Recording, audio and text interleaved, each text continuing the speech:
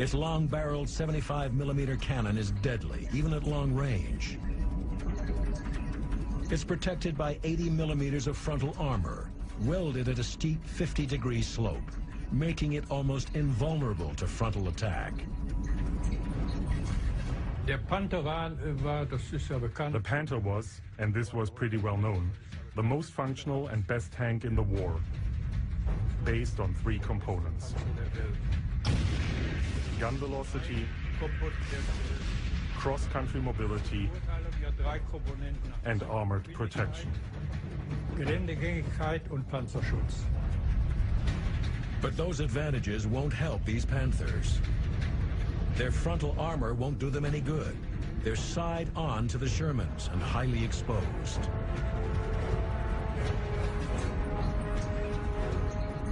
The Sherman has a short-barreled, less powerful 75mm gun and thinner 51mm armor plating, making it vulnerable in a head-on battle with the Panther, but deadly at close range if they catch the Germans off guard.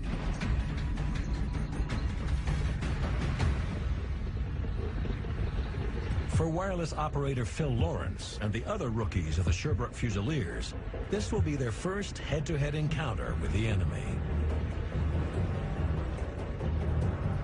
We heard from the infantry that there were some Panther tanks coming.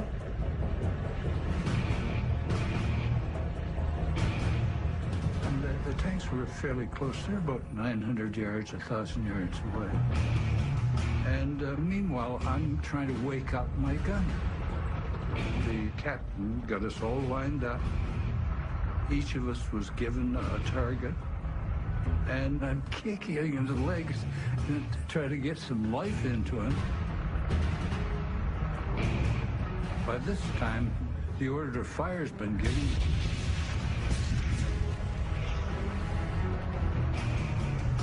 And my gunner is fast asleep.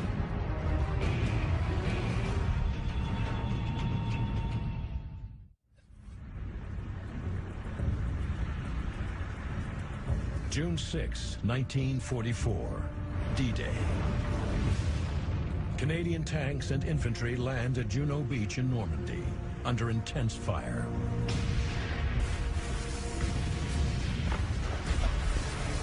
They take heavy losses, but overrun German defenses and move inland.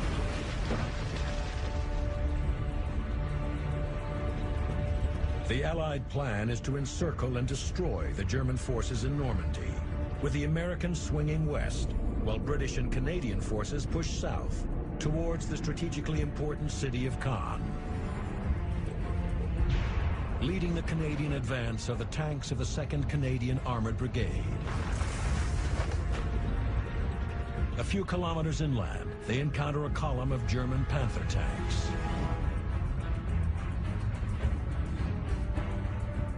The tanks were fairly close. They're about 900 yards, 1,000 yards away. By this time, the order to fire has been given, and my gunner is fast asleep.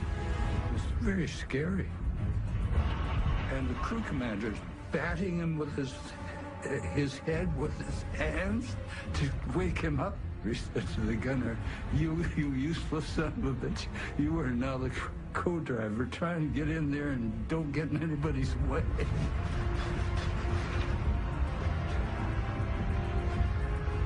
And finally, he traversed around and fired.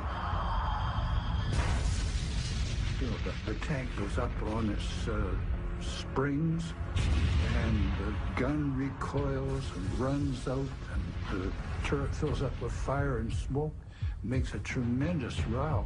It's very scary. It wasn't so much a battle as it was an ambush. Those poor buggers never knew what hit them.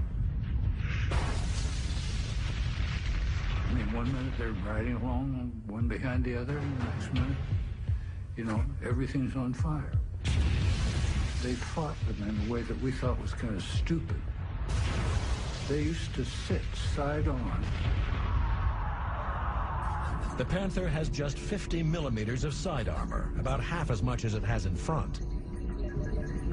Head on, a Panther can withstand almost any Allied attack.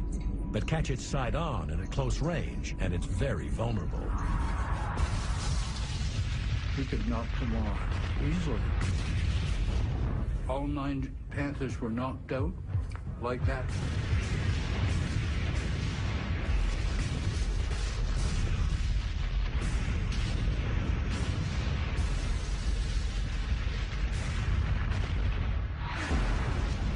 I thought, wow, this is a breeze. This is a great, I like this.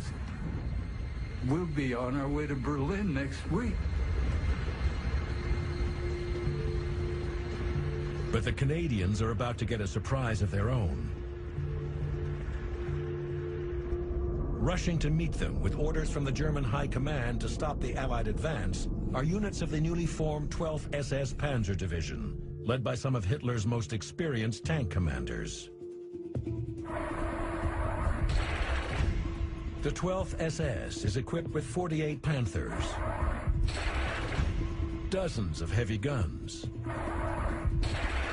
and almost 100 Panzer IVs. The SS were a rough lot, but they were very good at what they did.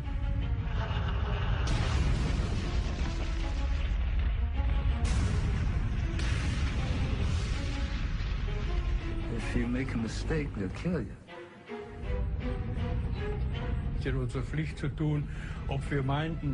We knew that it was our duty as soldiers of the German Wehrmacht to serve, whether we thought it would be successful or not. This was none of our business.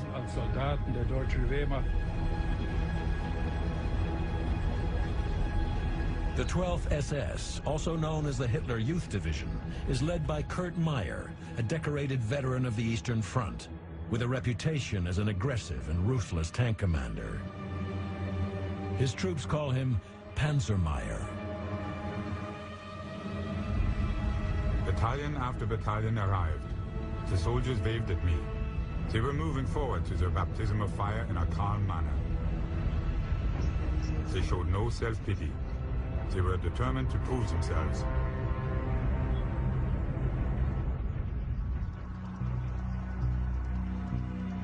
D-Day +1. Kurt Meyer and his panzers take up positions in the historic 12th century Abbaye d'Ardenne. There in the monastery gardens, the 12th SS Panzer Division lies in wait for the tanks of the Sherbrooke Fusiliers, who are supporting the North Nova Scotia Highlanders, slowly advancing en route to Caen. From high atop the Abbey Tower, Kurt Meyer can see them coming. He climbed up the tower of the Ardennes Church. The Abbey is 67 meters above sea level. The church itself is 26 meters high. He was able to see all the way to the western end of Juno Beach. The terrain as far as the coast was spread before me like a sand table. The whole expanse looked like an anthill. He noticed the Canadian troops advancing. I then saw what was happening. My God, what an opportunity. I issued orders to all battalions, the artillery and the tanks, fire on my command only.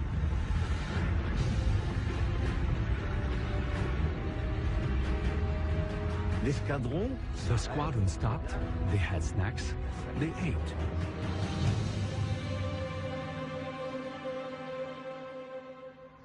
The Canadians had no protection on their flank. The tanks were right across the front of our regiment. The barrels of our guns were pointing at them.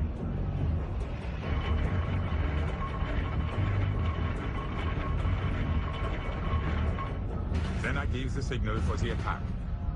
All of a sudden, bang.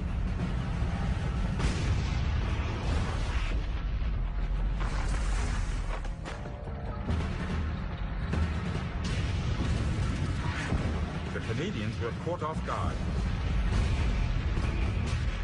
They seemed totally surprised. There was so bloody much smoke and tanks burning.